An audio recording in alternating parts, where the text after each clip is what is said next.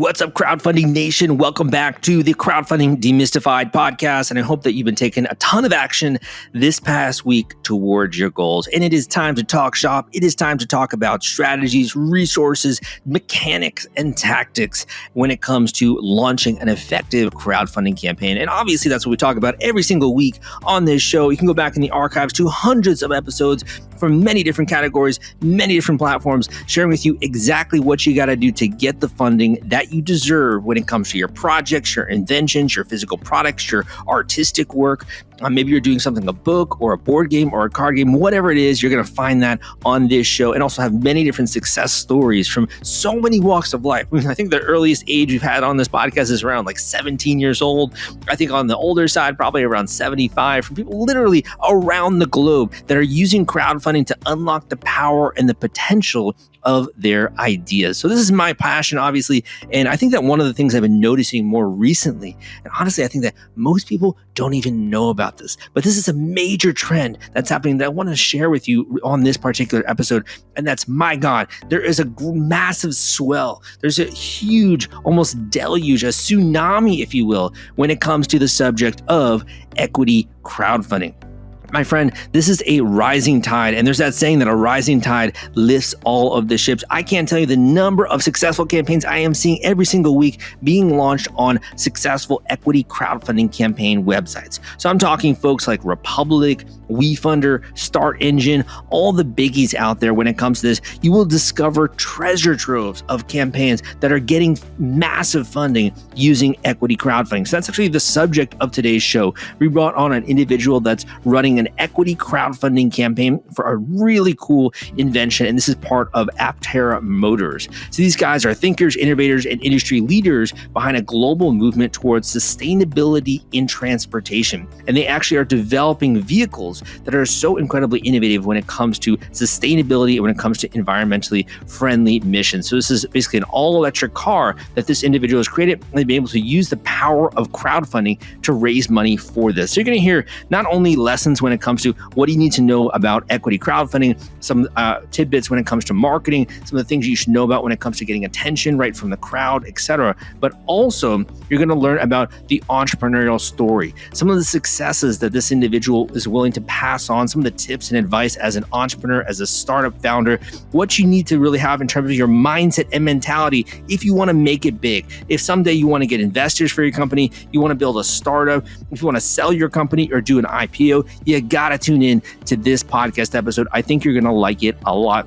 And finally, the last announcement I have before we dive into this one is, dude, if you really want to get, in terms of the brass tacks, just really get down to it of what you need to know if you want to get investors for your company. If you want to unlock the power of the crowd and you want to launch an equity crowdfunding campaign, please listen to this link that I'm about to share with you, because I'm telling you, this sucker is a game changer. Go and check out this link at crowdcrux.com/equity course. This link will get you up to speed with how to launch, get traffic to, market, and promote the heck out of an equity crowdfunding campaign. Go and check out this link at crowdcrux.com/equity course. That link is crowdcrux.com/equity course. This is a free course that anyone can join. It will get you up to speed of how to use equity crowdfunding. And if this is something that you're also considering, my gosh, you got to check out the guidebook that I have on this. Honestly, this is a complete no-brainer. This is literally the textbook behind equity crowdfunding. My book, Equity Crowdfunding Explained, is available on Audible. If you want to learn more about that, all you got to do is go to the link I'm about to mention at crowdcrux.com/equity audio. That link is crowdcrux.com/equity audio. Crowdcrux.com/equity audio will take you there, and you can discover everything that's inside my guidebook, Equity Crowdfunding Explained. That being said, let's dive into this episode and learn about some of the secrets that Aptera Motors has to share with you, and it's coming up right after this. Hey guys, welcome back to the Crowdfunding Demystified podcast. Today we're having on a guest who has really come up with a very innovative and almost revolutionary technology, I would say. And I'll let him tell you more about this, but it's really changing the future. And he's also doing a crowdfunding campaign as well for this project. Steve, welcome to the podcast. Hey, thanks for having me, Sal. Definitely, man. Maybe you can fill in some gaps in that intro and tell the audience a bit about what you've been working on here and also a little bit about you. Well, Chris and I started this company back in 2019, really to build the most efficient electric vehicle out there, solar electric vehicle. And the reason why we wanted to is because we realized that batteries were the most expensive part of the electric vehicle. And that if we could design a platform that used so much less energy that it just needed fewer batteries than anybody else do the same job, then we would always have a cost advantage. And so that's kind of the premise of the company, so that not only the Aptera that you see, but other products that we have sort of on the design table would be designed and made the same way. Very efficient platforms. They're going to use less batteries, fewer batteries. It's going to cost less per mile than anything else because of our attendance to solar and efficiency. And have you started a company before? Is it your first company? This is actually my third startup. I think it's Chris's eighth. Wow. My last Legend. one was well. I mean, they say you're not a legend until you have a big exit where you don't have to do it anymore. So I'll take that when that happens. I'll accept that moniker when that happens. But some successes, some failures, and it's been helpful for us both to have gone through that both independently and also together with Aptera. When it comes to your journey here, first of all, before we get into more of the company, what really drew you to wanting to do your own thing or wanting to get something out there to help change the world? What really drew you to that? Even though I'm an electrical engineer, I have an amateur sort of study, if you will, on human psychology. Just because I found in engineering is never the problem. It's always people. Trying to get people to focus on a mission, trying to get people to do something you want, and so understanding people is really much more complex than engineering. And as such, the reason for doing something, the reason humans do something, there's never univariate. It's always multifactorial. There may be other factors, but for me personally, the main factor when I started Aptera is I was just bored intellectually with my job. So this is our second time around. Chris and I actually started the company back in 2006, and we left in 2009 when we brought a professional management team on board.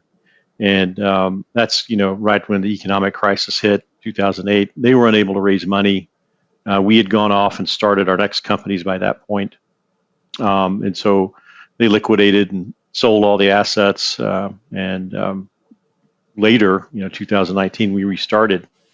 But what made me do it initially is I was just bored at my job. I was challenged very early on at my company, Illumina. And we had done some extraordinary things, but I got to a point there where, we'd kind of engineered ourselves out of radical things to do. There was just no further we could push the technology that I was working on. So I was bored and I wanted another challenge. And, going through that experience of first, leaving the company and then kind of coming back, what drew you back to Aptera? Like, why did you decide to pick up the mantle again? Why did you decide to focus on this again? It was an unfinished job. Chris and I had a vision when we started the company back in 2006, and that was interrupted by, so-called professional automotive people from Detroit. And it was just an unwritten part of the history that had to be written.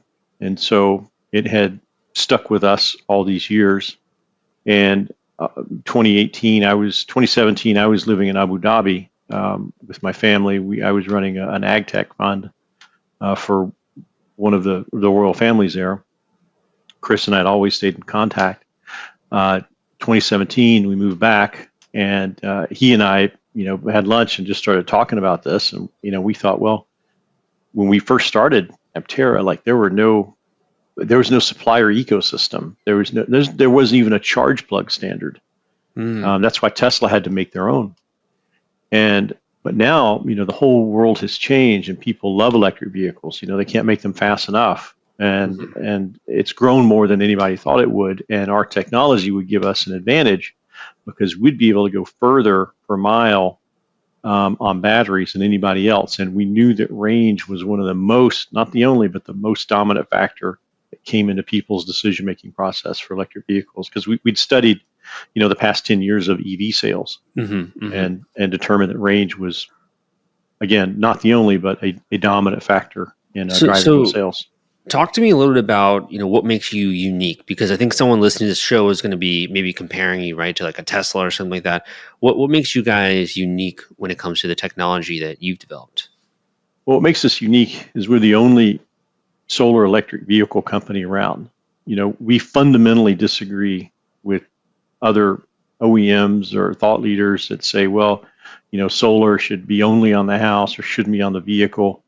Our vehicle is so efficient, we can capture enough energy on the surface of it to drive it, let's say, to charge it rather, up to 30, 40 miles a day.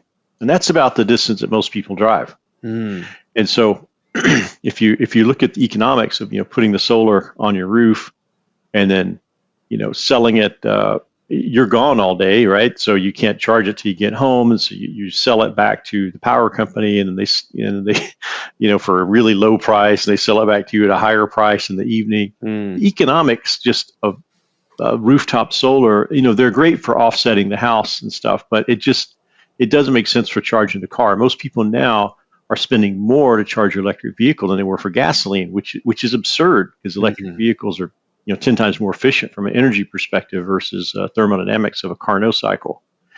So we think converting it on the vehicle, point of use, you can only do it with an efficient platform, and our platform is more efficient than anybody else. So that's why we're able to do it. Nobody else is able to. At what point in time did crowdfunding enter the picture, or did that become part of your story? Early on, Chris had become very familiar with crowdfunding. He's got the finance background. I'm the electrical engineer, and we both had an aversion to VCs. After our last experience, right? Because going up and down Sand Hill Road, and everybody saying, well, Tesla's already out there, so we don't want to invest in another electric vehicle. It was just like Sand Hill Road is the epitome of groupthink, and so we wanted to avoid the need for VCs because we knew that people resonated with our product, even though some of these guys didn't. And so we always felt if the people had a chance to invest and hear our story and then invest, that they would do so. And Chris really he architected the crowdfunding campaign, and it is just an overwhelming success. I mean, we've raised to date we've raised about $85 million. 60 of it has been through crowdfunding. 25 has been through some smaller boutique VCs or private placement of high net worth folks. And then there's another 21 million from our strategic supplier, and another 21 million grant from the CEC, which isn't even equity. That's just a grant that we competed for and won. Incredible, man. That's insane. So I would say it's just people. It's getting our story to the people. That's what we knew we had to do, and the crowdfunding was a way to do that. And is this through regulation crowdfunding? Is this through a Reg A plus? Like, how are you doing the raise? It's a Reg A plus, I think. Again, is it an A or A plus? Chris would know. I wouldn't. Yeah, no worries. Yeah. I kind of skim over the details on that stuff. Super boring.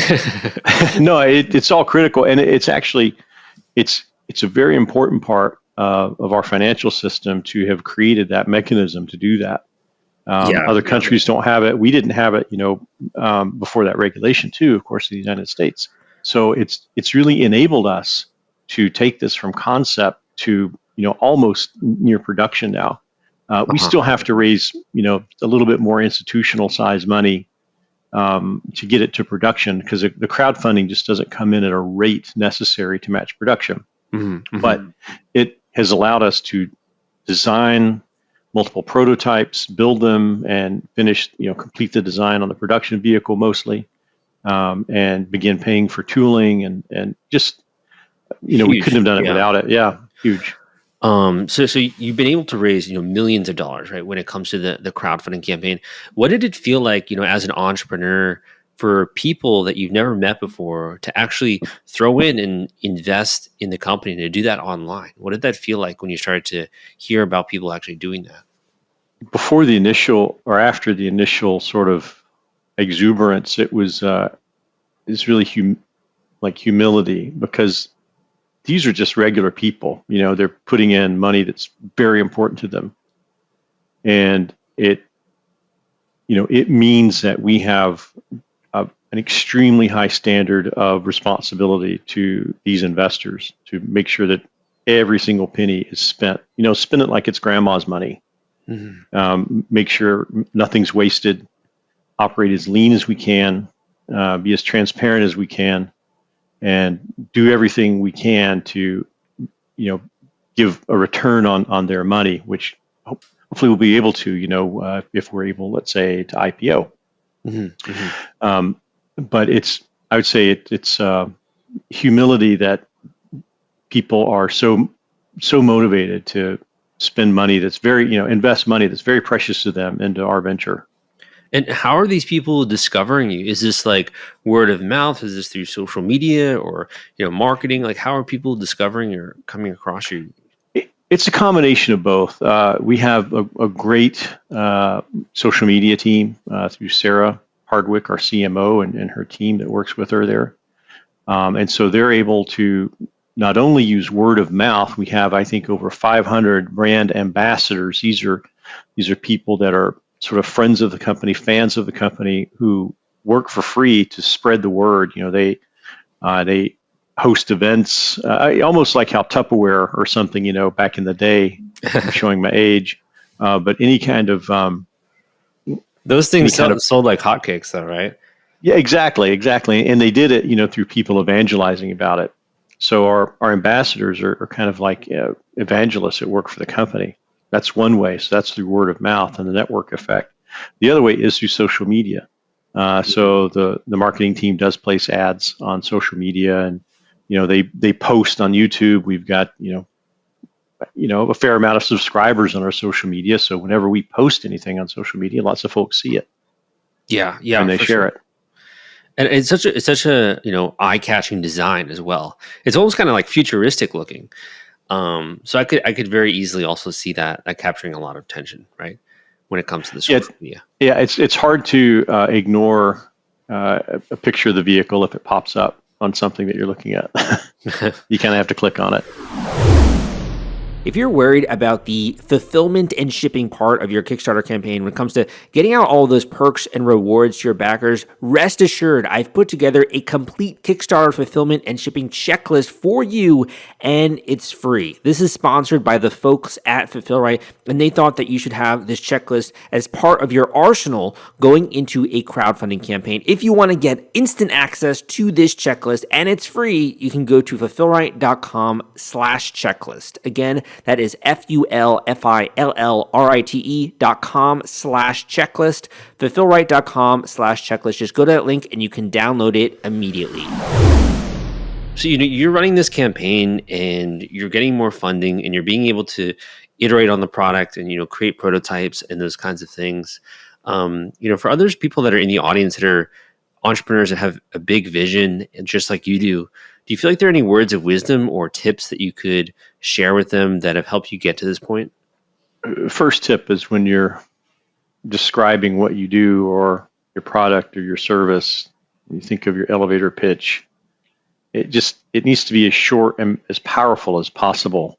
So if you can describe it in a paragraph, now, describe it in 2 sentences. Even use ChatGPT to help you, because it will, you can guide it. It'll reduce your sentence or reduce your paragraph structure, but be able to share it in as few words as possible. Number one, reduce it to its essence. And you have to know that yourself. No expert or no one can tell you that. You have to really understand that. And then I think you have to find a way that of telling your story that resonates with your audience. So, for example, institutional investors, the folks that Aptera is talking with now, they're much more interested in Aptera, the company. What is our technology platform? What's our IP?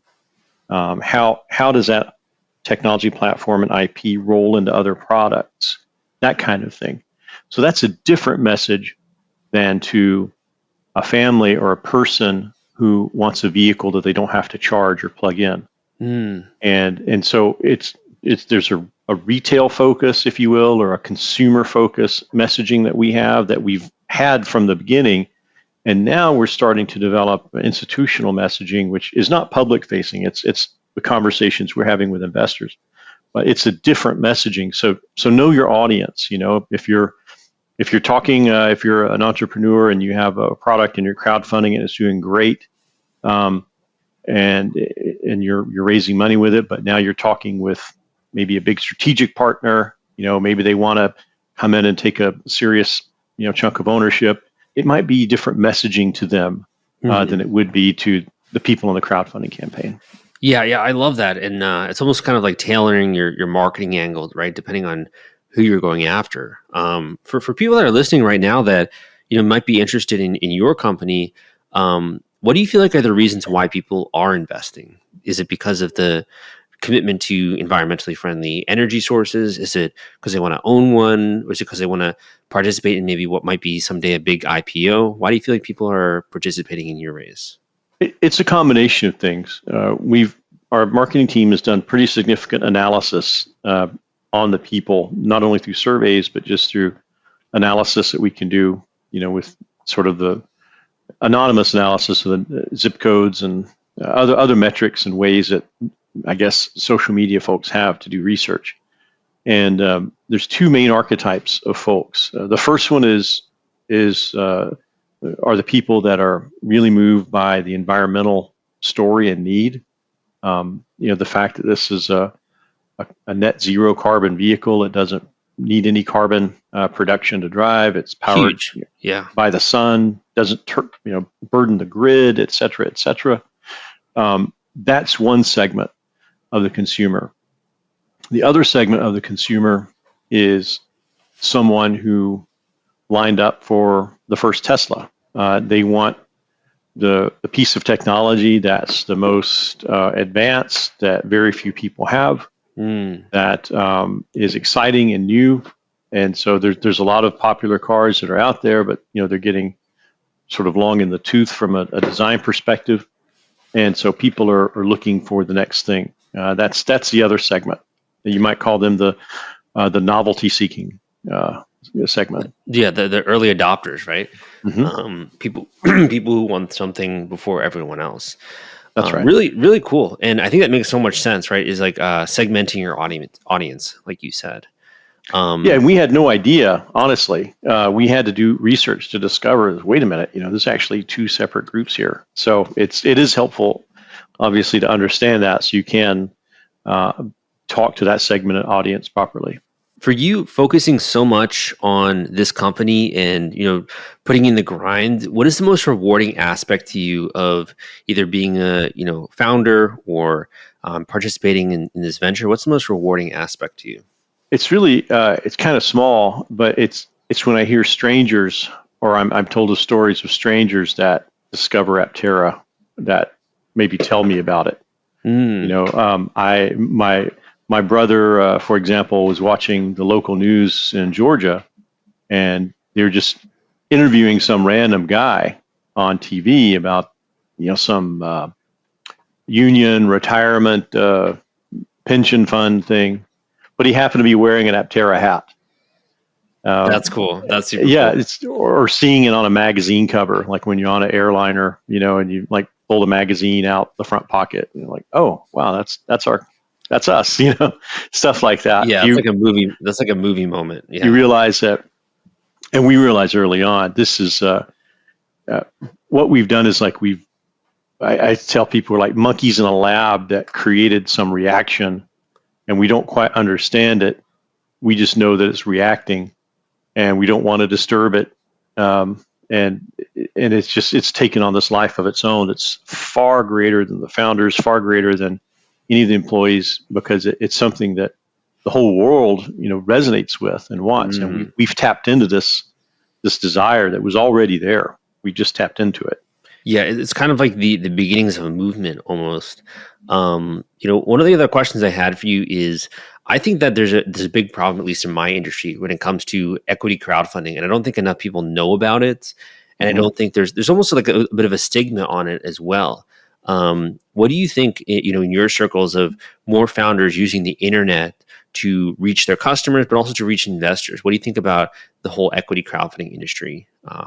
I think it's absolutely amazing. I think there's going to continue to be winners and losers, and there'll probably even be revisions maybe in the regulation or things like that, but not because anything nefarious has happened. It'll just evolve. Mhm. But I think giving the power to the people as opposed to an entrenched aristocracy to sort of decide the winners and losers, but rather to democratize the decision of winners and losers, I think is something that really resonates with everyday people. It feels natural to us because that's how we've evolved in the West, to be able to vote on things, to have a say, to raise our hand and have a say, how we spend our Mhm. money, and to give people that opportunity. I think that you can't unring that bell. I It's very think it's American. Yeah, yeah. Well yeah. said. Well said. I like the way that you put that. To circle back, you basically, you had initially started the company and then you kind of walked away and you sort of came back. How does it feel now knowing that that decision is now leading to all of these great things, and now you've raised millions of dollars and you're seeing yourself on magazine, or you're seeing the brand on magazine covers? You know, h- what did it feel like to really have that come full circle? It's very uh, very precious because the universe doesn't offer up the same thing twice. It's extremely rare for us to be in this position. Extremely rare, and we're very mindful of it. And we've Chris and I have had sort of these blood oaths, if you will, of never allowing the company to be in certain positions again where we're in need or in fear of having to give up control or take money that we don't want but maybe we need. We're not going to repeat those same mistakes because that was the first time around was the universe's way, I think, of teaching us. And now this is the test. This is the real thing, and we're just extremely grateful for this second opportunity. Love it, man. Are there any things that you'd like the audience to know about your future as a company, or things that you think they should consider before checking out your campaign or your raise?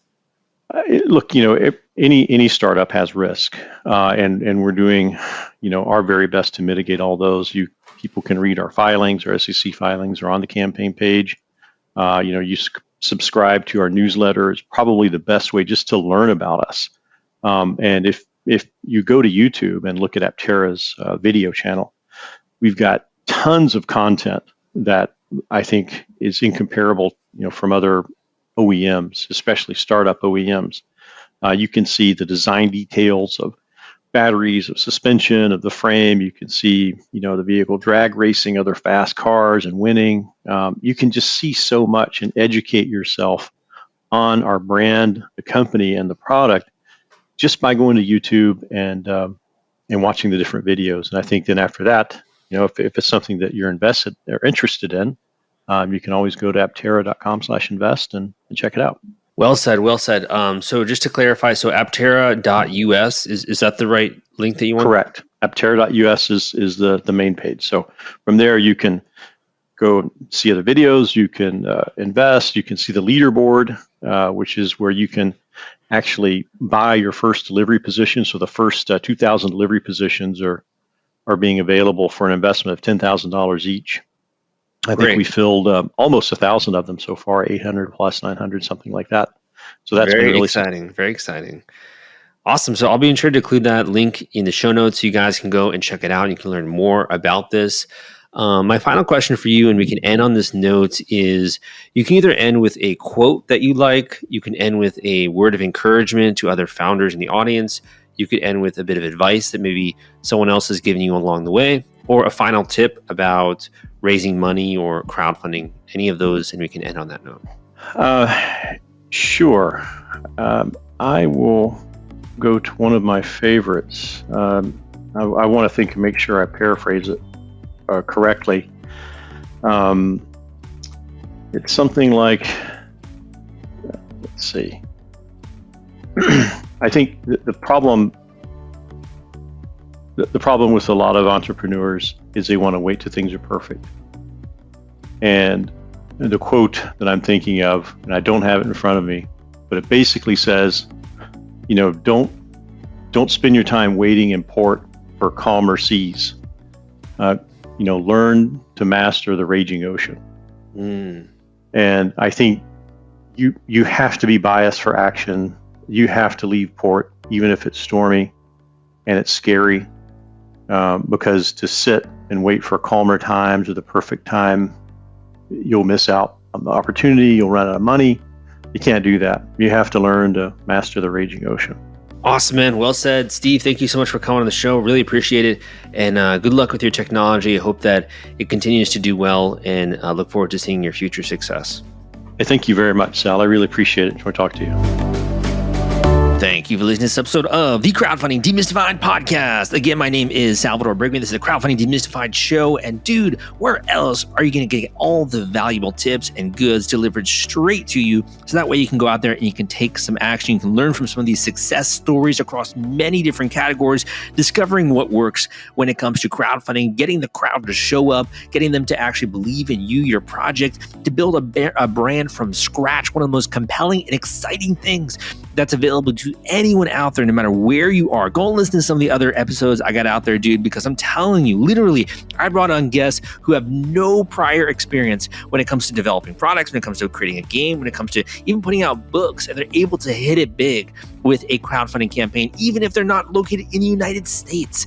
If they're in third world countries, we've had people literally across the board from every territory imaginable out there. We have people who are incredibly experienced. They decide to make a career change, but decide to launch a completely new product in an industry that they've never entered before. We have other people who it was their first time wanting to become an entrepreneur, and they're literally like 19 years old. They're doing TikTok, and they're able to launch a campaign and hit it big with a successful crowdfunding campaign on Kickstarter, Indiegogo, and other websites as well. So literally, this is available to everyone.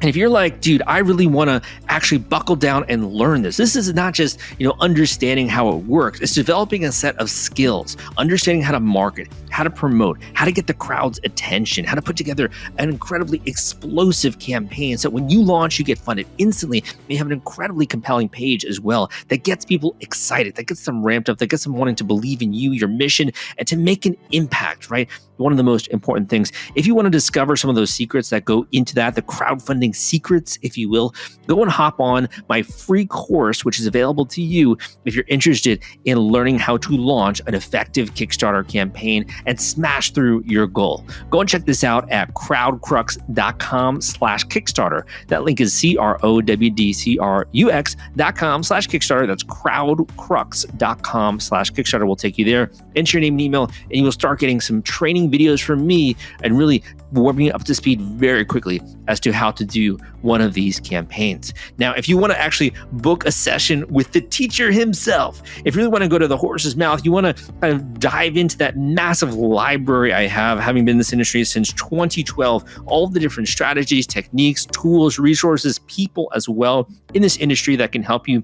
And you want to kind of put this thing on light speed. You want to supercharge it, and you want to book an individual coaching call with me, and a very intensive call with homework and action items and to do, and really revising as well, and getting into your strategy, getting into your product, and identifying what you need to do to actually achieve your goals, the things that are holding you back, and removing those, even considering working with me potentially or with my team if you do want help as well, or connecting you with other people in the industry. If that sounds interesting or compelling to you, go and book an individual coaching call with me at the link crowdcrux.com/coaching.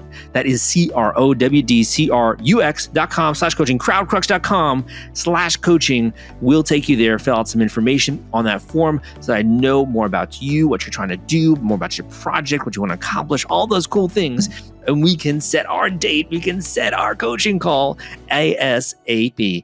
Thank you so much, man. And if you have enjoyed my show, please take a second to leave a positive rating and review on iTunes. It's one of the coolest things to be a part of the crowdfunding community. Enjoy the journey while it lasts, because I'm telling you, if you follow what I teach, you are going to be successful. And then you can look back on this period, this journey of really building a brand from scratch, or getting a product out there, or making a name for yourself, putting a dent in the universe, making an impact, right, on the world. You can look back on this as the glory days. You can enjoy it, and really, while it lasts, one of the most incredible experiences as an entrepreneur, creative, or an innovator. And that's why I'm so freaking passionate as well. But again, my name is Salvador Briggman. Hope you enjoy this. Go and listen to my episode next week, and I will see you next time.